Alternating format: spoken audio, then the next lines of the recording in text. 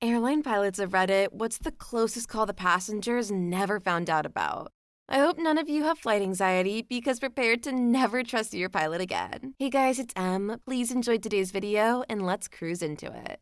Story 1. There I was, a window seat in the exit row. They were flying me to Denver to pick up a jet and bring it to SFO. I was in my uniform. The lady next to me had a dog under the seat and the aisle seat gentleman had a cane. This was a new uniform and the trousers were a size too small. As we taxied out, I felt some discomfort. I'll have to get these let out, I thought to myself as we took off. Soon I realized the tightness wasn't the issue. Much like Charles Bronson, something evil was brewing inside of me. Something that needed to come out. Now. The meat sweat started. I had eaten something bad. It was a hot summer flight. The captain came on the PA and told the passengers to stay seated for a while because of the turbulence. I could wait no longer. I summoned my courage to ask the woman next to me to let me out. "It's a little bumpy to get up, isn't it?" she quipped. WTF, passengers are always getting up with a sign on. Finally, I could wait no longer. Remembering I was in a pilot's uniform, I asserted myself. "Ma'am, get up and inform that gentleman he must get up as well. Now." They looked a little scared. They got up. The elderly gentleman grimaced. I felt bad. That bad feeling was replaced with relief as soon as I reached the commode. The stink was probably unbearable near the restroom, but not up by my seat. When I returned, the woman and man thanked me for my bravery. "Must have been pretty bad to get up like that during all the turbulence," he said, slowly lowering his arthritic body down into his tiny seat. "A real big mess," I casually said, winking to the woman, whose dog I may have stepped on accidentally while sitting down. This was not how I thought we would start this video, but I can honestly think of nothing better than hearing a story about someone literally about to poop themselves. I've also had food poisoning on a plane, and it's so unbelievably embarrassing. I wish mine had gone away after the first poop. I spent 13 hours on a dingy airline walking up and down the aisles while running back to the bathroom to hurl and poop, because no one had any pain meds they were willing to share with a 12-year-old girl who was crying because of her farts.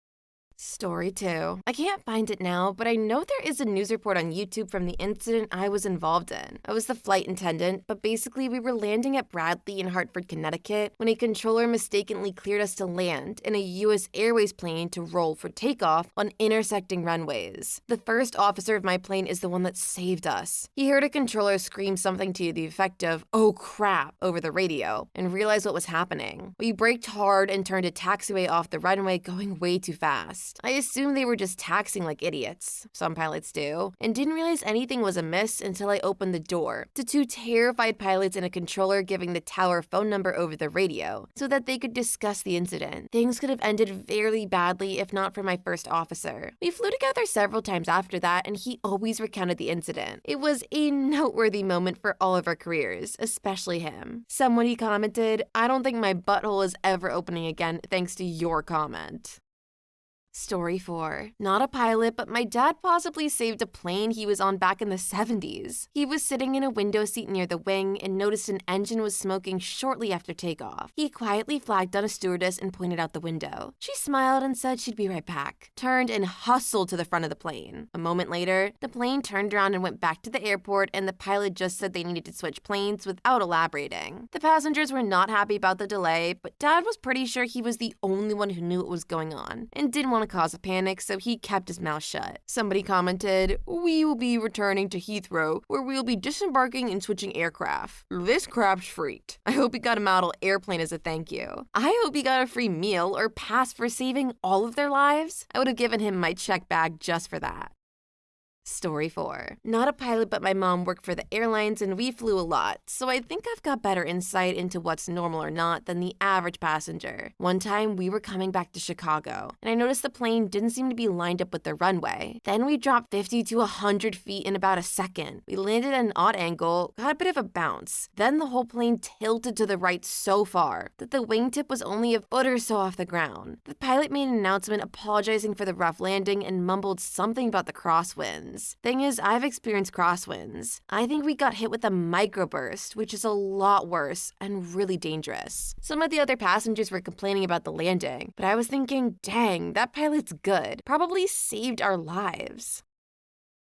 Story 5. Not an airline pilot, but I regularly fly spoonfuls of food into my son's mouth. The closest call was when I was guiding a spoon of banana yogurt early in the morning. I got distracted when I was drinking my Go juice, and suddenly the baby had his fangs out and grabbed the spoon, changed the flight path, and altered the course of the spoon towards his nose, where a boogie was trailing. The bogey twisted around and then swooped down on top of the spoon. It was a bit of a furball until the spoon changed course again, and was hurtling at breakneck speed towards the baby's open mouth, with some boogie on its tail. I was able to drink the spoon and maneuver away from the mouth, and eventually away from the hostile environment and to safety. He never had a clue what just happened and proceeded to power barf all over the plate. Okay, this one was just too cute until it turned nasty. Talk about some serious parenting maneuvers, though, to make sure the boogie stayed out of the mouth. I might not look at becoming a pilot OP, but you could definitely pursue a writing career. Story 6. Airline co-pilot here. I know this is going to sound very hard to believe, but I had a cosmically close call with a shooting star. We were in a 737 cruising northeastbound over the South China Sea towards Hong Kong, when all of a sudden this meteorite blazed past us and hurtled toward the surface of the ocean. I think it missed us by only a couple kilometers. My captain and I were shocked. It got me thinking, with so many planes up in the air nowadays, would one actually get hit one day? Shooting stars are very common. I can spot a few making bright scratches in the sky at night, but I never thought of ever getting so close to one. And no, we wouldn't have been able to avoid it had it come our way. It was ridiculously fast. Somebody commented, probably one of Korea's real nukes.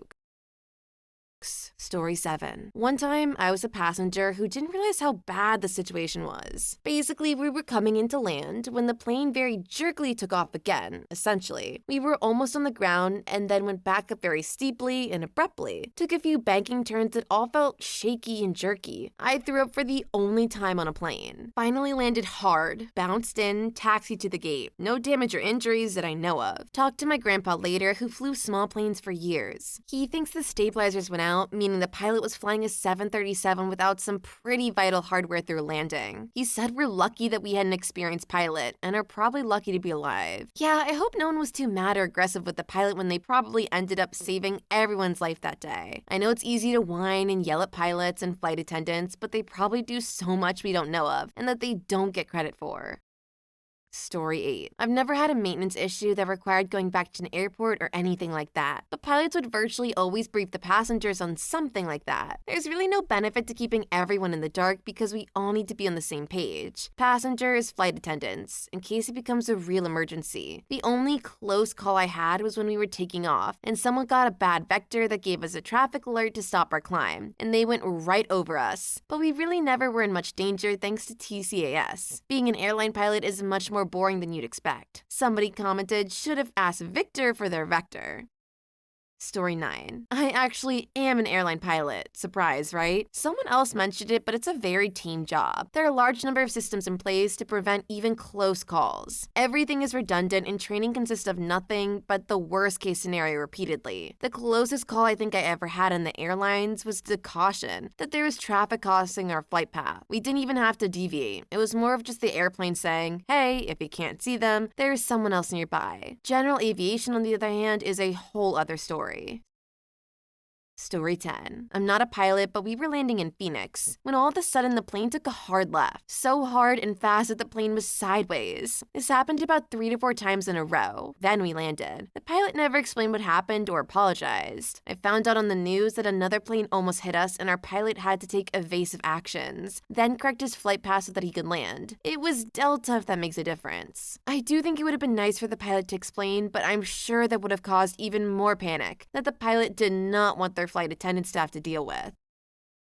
Story 11. Another airline passed beneath it, perpendicular to our path. Happens all the time. Although usually you have 1,000-foot separation between aircraft at least. This guy started to climb shortly before getting to us, and it was only about 400 feet underneath. If you don't know much about flying, take my word for it. 400 feet is freaking close when you're flying at 30,000. Somebody commented, I heard somewhere that anything less than a mile is considered a close call. 400 feet is definitely close.